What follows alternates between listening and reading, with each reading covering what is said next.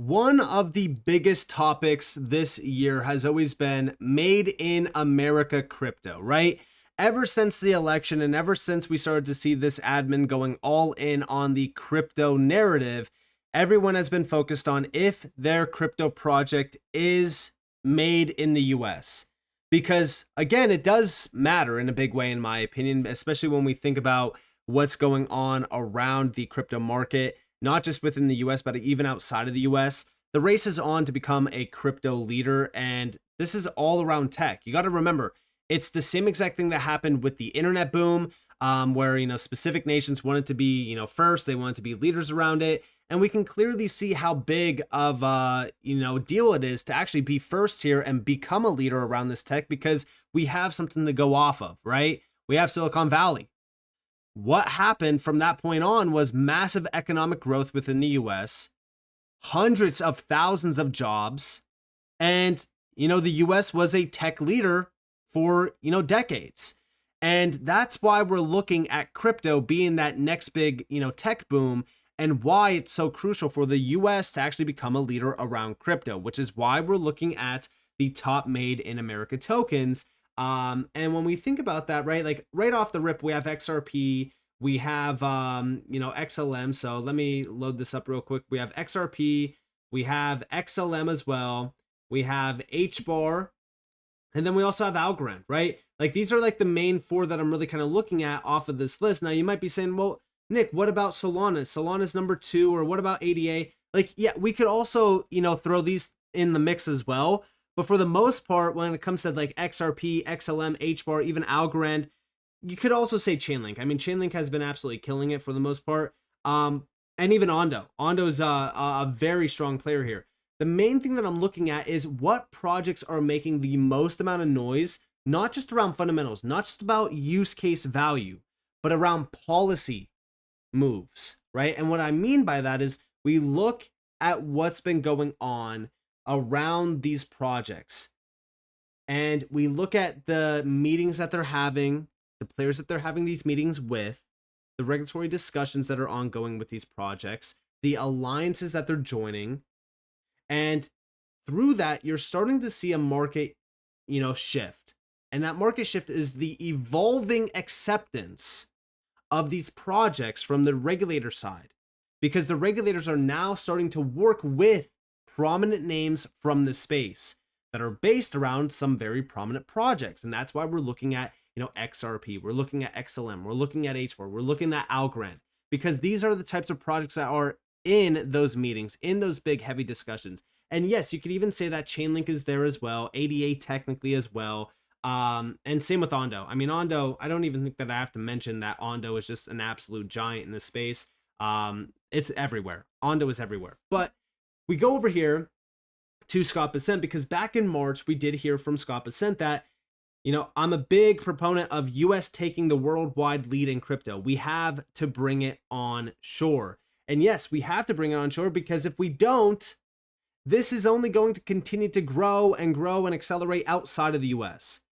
This is why I said over the last couple years, while we were talking about the SEC lawsuit and this anti-crypto push, I even said that tech is not going to wait for Gary Gensler to catch up. Tech is not going to wait, for the US to say, oh yeah, this is this technology behind crypto is very innovative and revolutionary. We have to tap into it now. No, it's not going to wait, which is why we're starting to see the foot on the gas now. We're starting to see everything put into overdrive, essentially, to accept crypto, adopt crypto, and utilize the tech behind this space to not only make the US a leader around the tech, but also to secure the US dollar in the digital, financial system. But check this out. Okay, Bitcoin, the reserve. Supposedly there is disappointment that we're not going to be buying Bitcoin outright using taxpayer dollars. But if we can do it in a revenue neutral way, we would. Number one, were you a proponent for the reserve?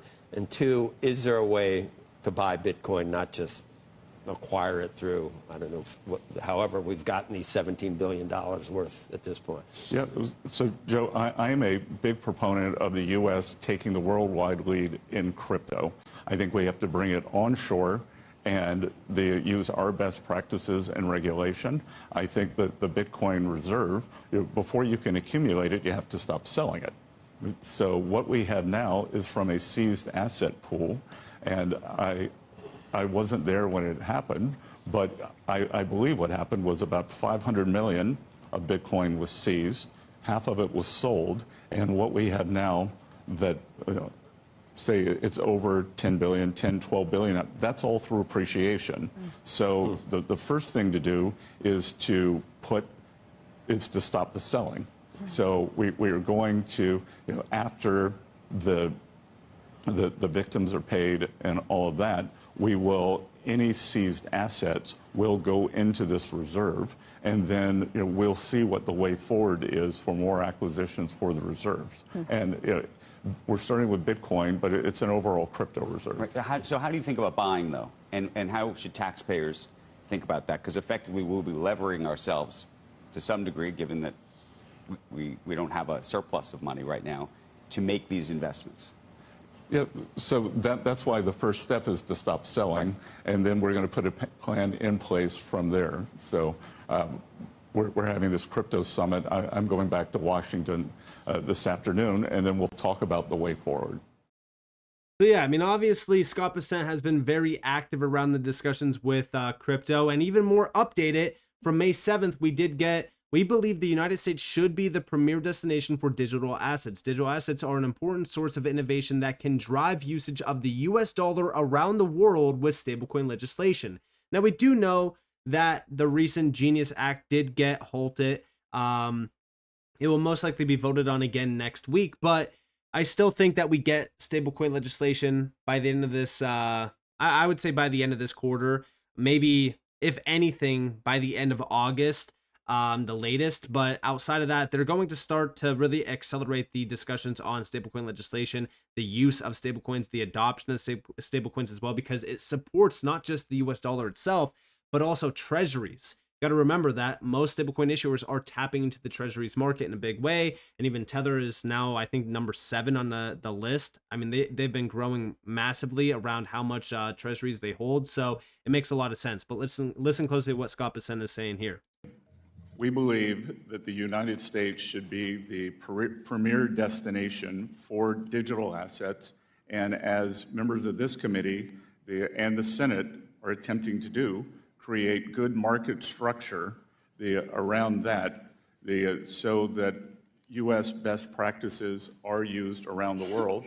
And that's really the point, right, is having American U.S. best practices to sort of set the pace for others to follow, rather than us trying to fill in the holes that others that may be created as others set that pace. Yes, sir. And also that digital assets are an important source of innovation that will drive that can drive usage of the U.S. dollar around the world, as with stablecoin legislation. There is speculation that there may be up to $2 trillion of demand over the next few years for U.S. government securities from digital assets. So yeah, the main focus here is stablecoins initially, but for the most part, the tech around this space is what's really going to allow the U.S. to be a leader. It's not just about stablecoins, right? Obviously, yes, stablecoins do matter in a big way. But the underlying tech, these underlying projects like Algorand, HBAR, Hedera, XRP, all of these made in the US projects, a lot of them are very dominant utility gems that, in my opinion, if they are supported by the US, they're accepted within the US, they are going to support the US dominancy within the digital asset space. But here we also have from Tom Emmer, the United States must lead in digital asset innovation, just as we did with the internet, by crafting and passing clear, nonpartisan stablecoin and market structure legislation. We will make this happen. And you got to remember that once we do have regulations around this space, not just talking about stablecoins, but for the actual space itself to be regulated within the US, that's going to open the floodgates for a lot of these great utility projects like Algorand, Hedera, XLM, XRP, even Ondo, Chainlink, like all of these great projects that we know of that have strong utility behind them. These are the types of projects that are going to see massive amounts of institutional capital flooding into them, utility of the underlying tech. I mean, some of these projects, I don't think that I have to mention XRP, right? Like, we've talked about XRP and the adoption around it. Ripple has been expanding rapidly, but when it comes to like XLM, right, on and off ramp services, we're starting to see payments going crazy around XLM a little bit. We're starting to see a lot more announcements happening with Stellar, not just from like inside of Web3, but like how it could change the way that, people utilize money outside of, crypto. Like, for an example, the assistance, right? The Stellar Assist, like, that's a huge use case for real world use. And that's the type of use cases that's actually starting to thrive around the space, because it's putting a spotlight on how efficient the tech is. And not only, how efficient the tech is, but how it could change the lives of people that are not familiar with crypto, how it could innovate the traditional ways of, receiving, aid and things like that. So I'm very excited about that. And then, of course, with Hedera, we already know like the Fortune 500, most of the Fortune 500 has exposure to Hedera tech through names like ServiceNow, for an example, which makes Hedera a very, very big player around the enterprise side of things, because it's not just about institutional grade adoption, but it's also around enterprise grade adoption. And Hedera is right there at the top of the list as a very dominant leader. And then, of course, when it comes to Algorand, right, there's a lot of great use cases around Algorand as well. We mainly look at tokenization, right? Like, tokenization is starting to grow around a lot of these projects. And even when we go over to rwa.xyz, we could see that Algorand is number 4 on the list, over 300, some $1 million, almost $400 million tied to Algorand alone.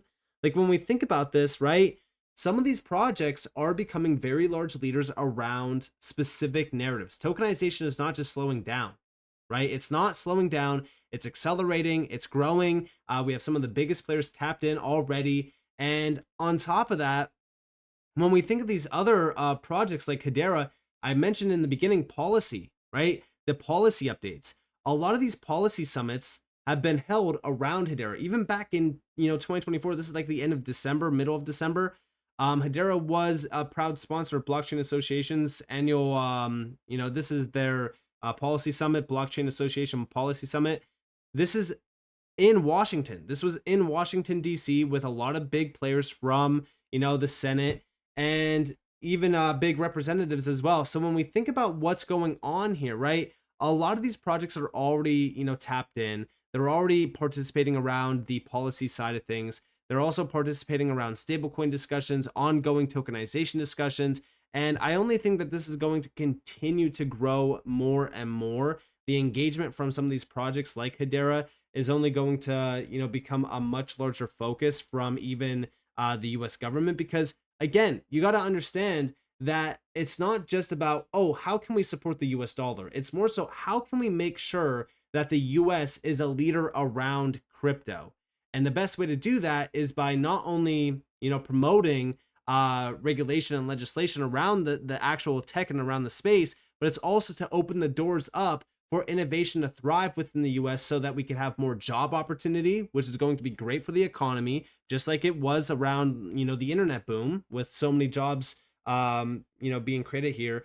But on top of that, you also start to see, a lot more use of the tech, which will create a lot more revenue opportunities around the enterprise sector. You start to see, trapped capital being unlocked. Like, for an example, we go back to XRP with that, because the focus has always been trapped capital and revenue flows. Like, this tech has so much more potential than what we're led on to believe. So the fact that we're starting to see these discussions going on around, Congress, around Senate, and even around the, presidential admin, it's very clear that this is the year where everything is starting to change. We're starting to really kind of see that shift towards utility and towards US made crypto. I think that this category around like this made in America tokens, I think it's kind of a joke, simply because, again, it doesn't really matter to me. And I don't think that it should matter to anyone that, some of these projects are made in the US or not. I still think that the underlying tech around some of the most innovative, the most innovative projects, I should say, in this space, they're going to be tapped in regardless of if they're made in the US or not. The focus here is utility. That's the main thing, because we're starting to see the spotlight put on legislation, on regulation, which will not only support the growth of some of these great projects, but it will actually accelerate the growth. That's why I've always talked about how some of these projects like XRP or even HBAR XLM or Algo, they will make us very wealthy, because once we start to see that shift from Bitcoin and from Ethereum and from like the whole hype and speculative trading side of things, we're going to see a lot of these projects grow in a huge way because of the utility, the utilization of them at scale, the integration of them within the US financial system as well. Because the more that we start to see stablecoins being tapped in and integrated within the US system, the more that we actually see money flowing over DLT rails, because again, you don't have stablecoin settlement without DLT rails. So this is very exciting to me. I think everyone should focus on this, especially if you do hold a lot of these utility projects. And with that being said, guys, I hope that you guys enjoyed this video. If you guys definitely leave a like, subscribe to notifications on, because more free content. You guys are more than welcome to follow me on Twitter and join the free Discord in the description below. And with that being said, guys, it's been Nick. Thanks for watching. Peace out.